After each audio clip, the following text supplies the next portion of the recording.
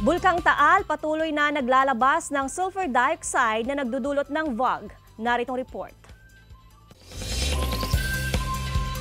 Mataas ang sikat ng araw sa paligid ng Bulkang Taal pero bahagyang naanidag ang kabuuan nito sa mataas na Kahoy, Batangas nitong weekend. Sa 24 oras na pagbabantay ng PHIVOLCS, mahigit 3,216 na tonelada ng sulfur dioxide ang inilabas ng Bulkang Taal na nagdudulot ng volcanic smog o VOG. May 3,000 metrong taas ang plume nito o pagsingaw mula sa main crater. 3 ang naitalang volcanic earthquakes kabilang ang 2 tremors nitong linggo. So 3,000 tons per day of sulfur dioxide, kung i-compare mo doon sa binubugan ng Taal previously, medyo insignificant po siya. Medyo mababa siya kasi nga umabot na tayo in the past, umabot na halos 20,000 tons per day. Nagdeklara ng araw ng half-day na pasok sa eskwelahan ng grade 4 student na si April Joy noong Biyernes dahil sa VOG.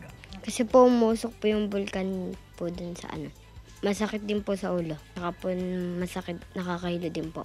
Half day ho mga ari ho. Gawin mainit ho. Lagi lang meron po masama ang lasa. Bagamat sanay na sa nagiging aktibidad ng Taal, hindi pa rin daw maiwasang mangamba ni Roberto kahit siya nagmo-monitor sa lagay ng bulkan.